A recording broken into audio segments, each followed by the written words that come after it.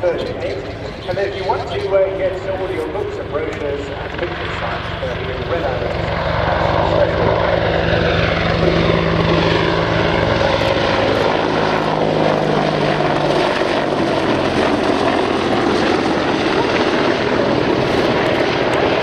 Nice to see Albatross.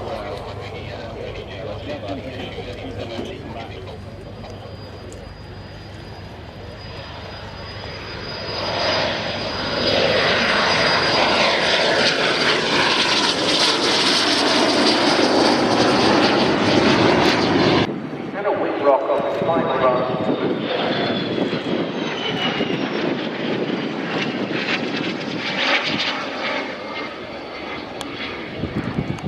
The Albatross.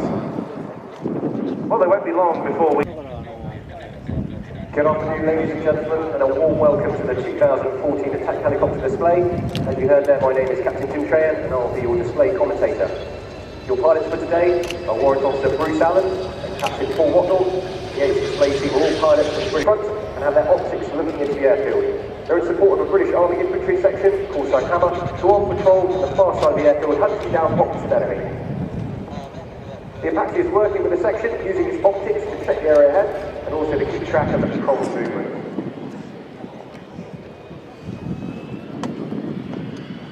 Intelligence have informed the patrol that they are picking up increased enemy movements, so Hammer called the Apache in to do a low pass, known as a show of force.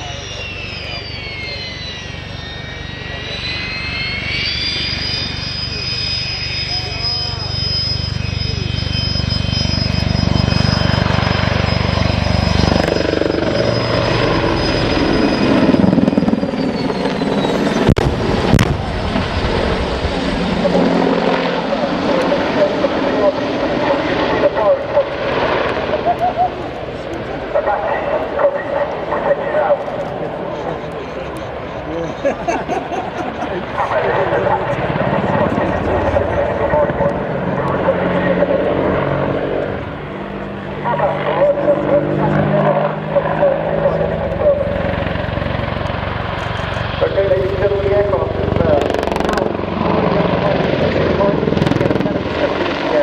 now we have your run to see if for any further enemy fire.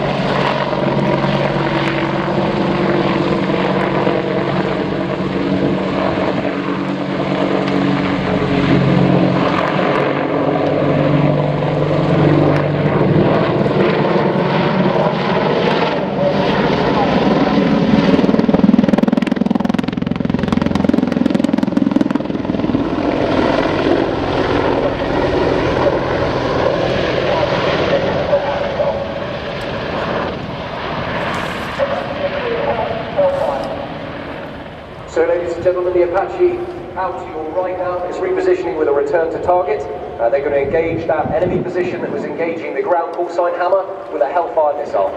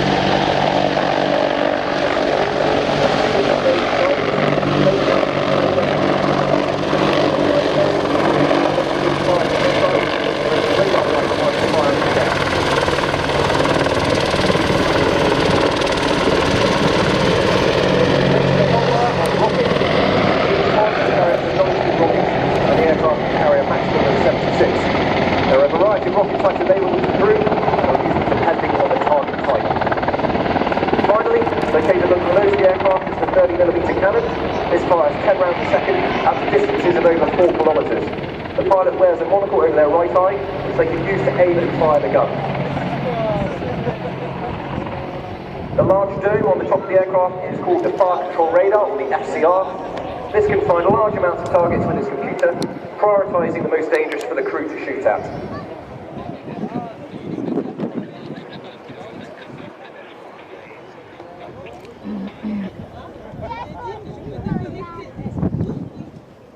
Back into the scenario now, ladies and gentlemen. The crew are now manoeuvring low level, utilising that fire control radar, the FCR, to find any targets that are out there.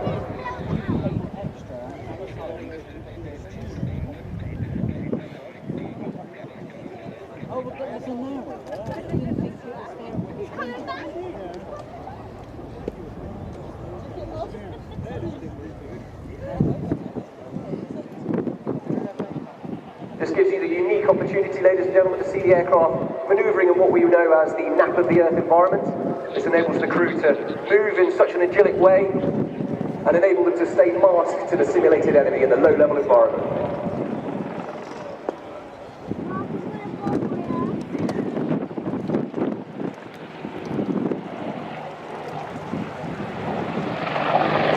As you can see, the aircraft is up to 60 degrees angle of bank there.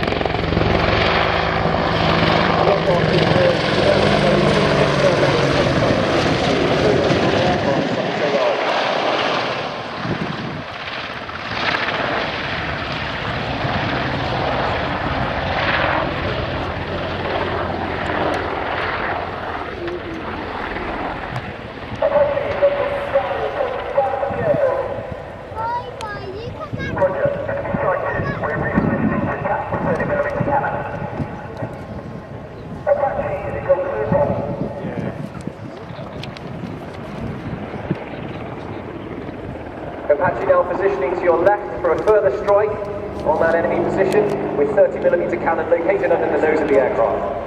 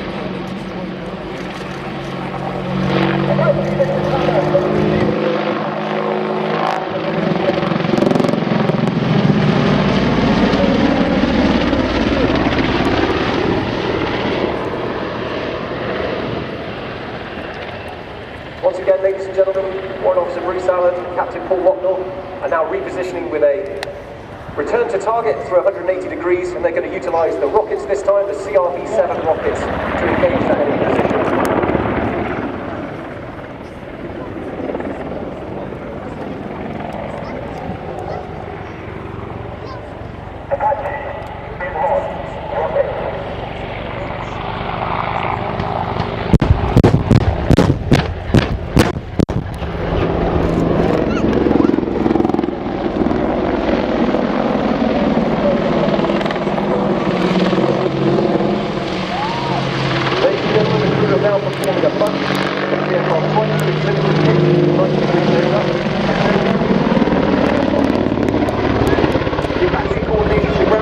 Now successfully destroyed all the targets.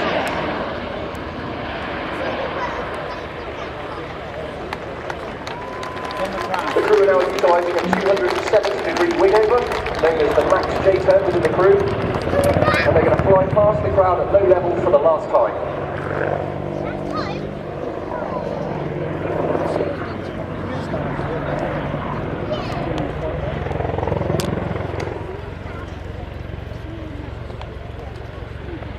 Get your cameras at the ready, ladies and gentlemen, as the crew conducts a quick stop into the hover in front of you.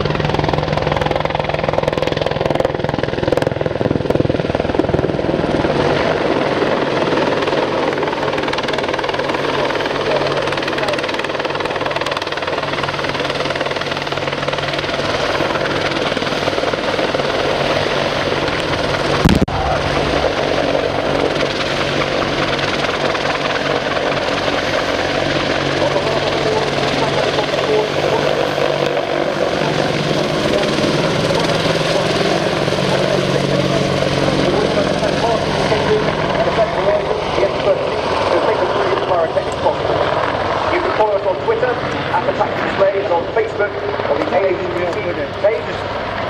I'd also like to do a special announcement for our display team member, Captain Chuck Nichol, who would like to think he's turned 25 today, but is actually 43. Finally, I'd like to thank you, the British general public, for your continued support. The Army Air Corps recruiting stand is in the back of the showground there, so hopefully yourself, Chuck, who you've just mentioned, very unfair of you to mention that, we get a chance to get up close and personal with the Apache crew as well. Jen, thank you very much indeed. Same again, I hope, tomorrow. Indeed, George, thank you very much. All right, well, our attention is now diverted to a very well-known display team, of course, our very own favourites, the British iconic Red Arrows in their 50th year. Ben, this looks fabulous. Indeed, they're taking off to go and hold prior to their display slot a little later.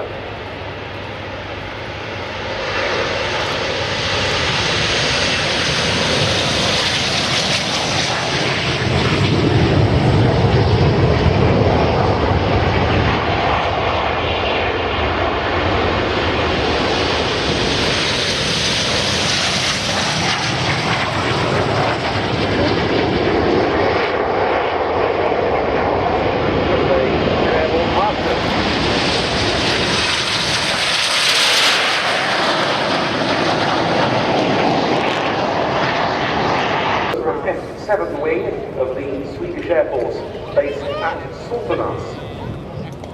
The aircraft in question being the Saab Jas 39C Gripen. Taxiing forward a little before performing what should be quite an impressively short takeoff roll.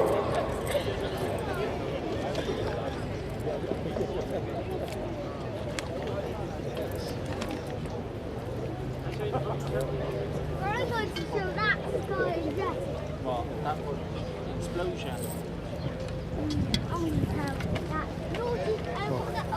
What was it, man? Can you remember what the helicopter was called? So, lights on and ready to roll for the Swedish Air Force Gripen. Begin with an A. Yeah.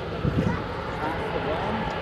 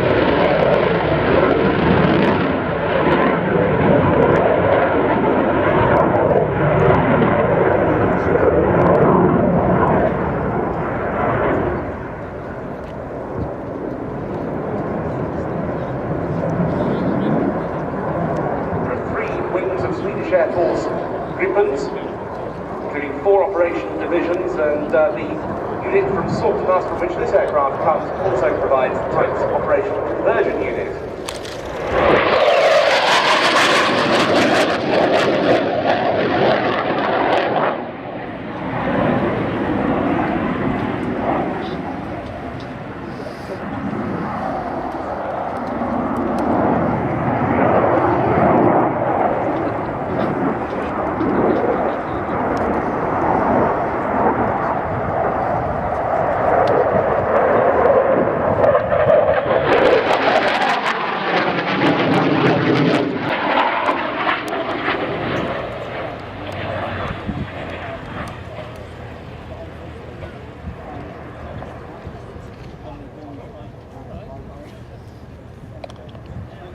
Watch the aircraft position for the low speed pass. Something to bear in mind, this is a 9G fighter, and although a lot of work has gone into reducing the weight of helmet and mask assemblies, they still weigh nevertheless about 3.5 pounds.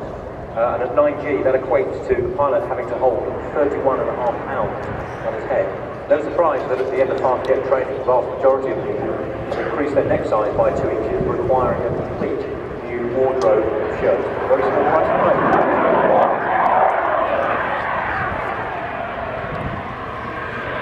Now finally the pace slows down on this display, although slow speed pass down to around 100 miles.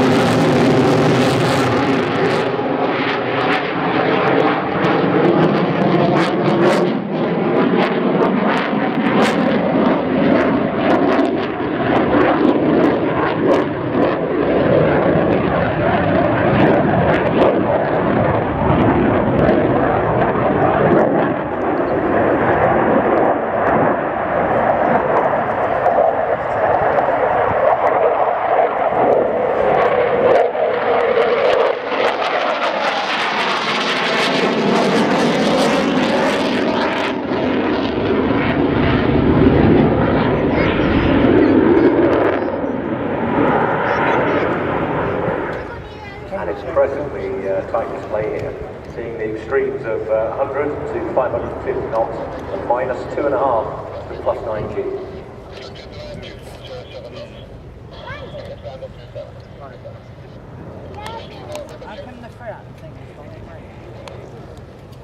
Display pilot for today, Captain Peter Fadian, an instructor on F7 wing, which also carries out training for newly fledged Gripen pilots from the aircraft's international customers, as well as those of the Swedish Air Force.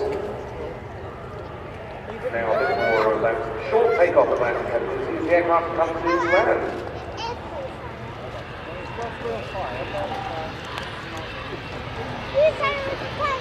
With a notably slow approach. Very slow, I would say that was somewhere in the region of about 90 knots. Very impressive.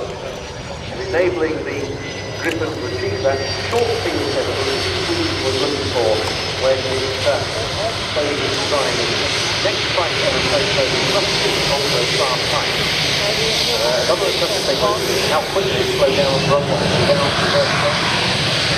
without a brake noise or aerodynamic braking. So it's just a way to drive braking and operating flexibility. Very interesting. careful start. Riat 39 different. The efficient sample from them is the static part here. Very impressive fourth generation fighter.